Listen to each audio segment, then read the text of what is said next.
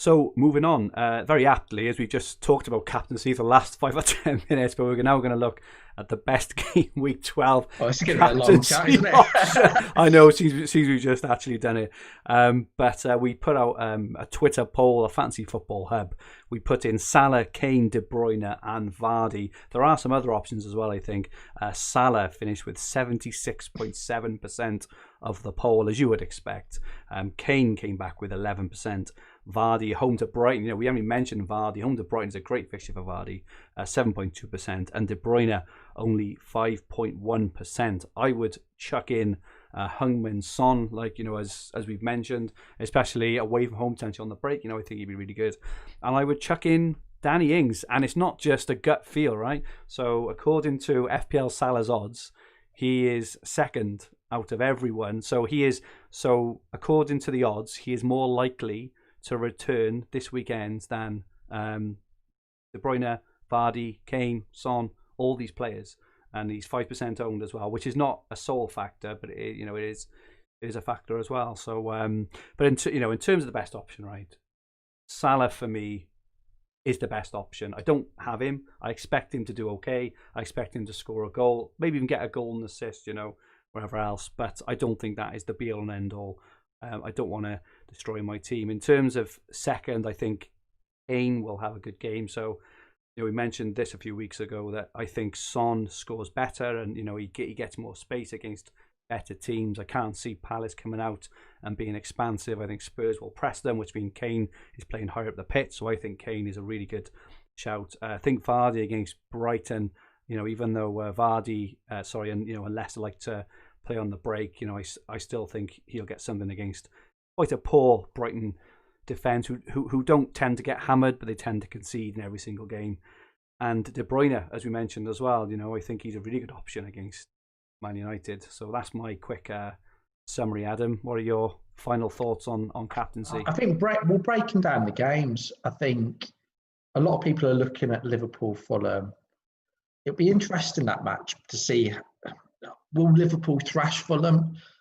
I think I've actually been quite impressed with Fulham the last 3 or 4 matches, so I'm not sure they'll thrash them, but I think they'll win comfortably. Maybe a 2-0.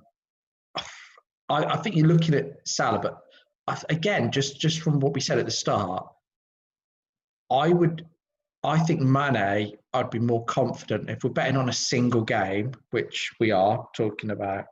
I think Mane is potentially a better option because if we're looking at probability, you would say you're close to 100% that Mane is going to start. So that gives him an edge over Salah straight away. We're probably more confident that he's going to play 90 minutes than Salah.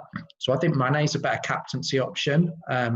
So in that, I think we've got the most certainty that he will play and start. And I think with Mane, I think he's due a goal. And I know that statistically that is you can get pulled up on those sort of comments, but I do feel that he's had a bit of a goal drought in the Premier League, hasn't he? So I think I can see Mane doing quite well in that game. I think outside of that game, I think Everton have conceded the most big chances, or joint most big chances, over the last 4. So I think you could look at Giroud or Timo Werner potentially. I think Werner will get a lot of space and a lot of joy in that game. And I think whether you say he's been unlucky or it's been poor finishing, I think, He's you there, and I, isn't he? He's there and thereabouts, which is the big thing. that one from the Giroud header. Amazingly, Understat had an XG of 0.88 or 0.89. I don't know the other 11% who have missed them in the future, but that was, it's pretty bad miss. But I like him. He's lively, and I think he was a brilliant assist for Pulisic goal. He's playing on the periphery. So I think Werner is a really good option this week. You've mentioned De Bruyne. I think, for City, I think he's a decent option. What other games have we got? Vardy at home to Brighton. Yeah, I think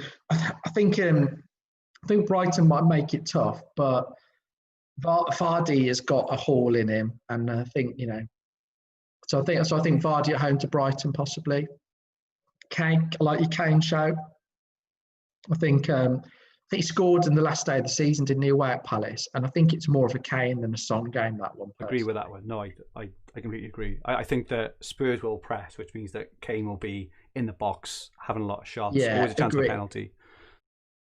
I think it's an interesting game for Spurs because of the games they've just gone through and the patch that they've gone through and the game they've got coming up on Wednesday against Liverpool. It's the sort of odd one out, really, in terms of style of play. So it'll be interesting because they've gone from having that, fairly low block to, at times playing a back six and hitting teams on the counter. So it'll be interesting to see, can they go back to the way of breaking teams down? Obviously, they're more than capable. They've got enough quality, but, we might see the likes of Bale coming in and doing something in that game. So that'd be interesting. But yeah, for me, I think it's hard to look past Liverpool, I think, this week for captaincy, personally. No, I agree with that. I would just say, there's a comment of Manamino, DCL is a keeper. Look at Everton's front line, he's the best finisher, etc., etc. I completely agree.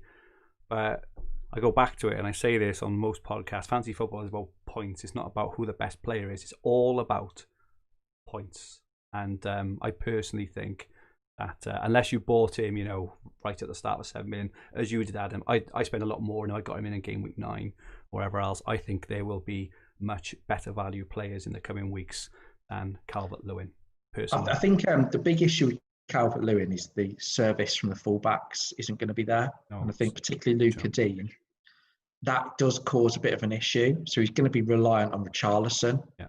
And Richarlison's brilliant. I really like him as a player. And I think I think even from set pieces, Calvert-Lewin is such a threat with the delivery of James. So I personally think he's worth keeping. I think it's overthinking selling him because I just don't think there are many better options. I think there's an opportunity to jump off him at the right time and then optimise a better pick I don't forward. think there are many better.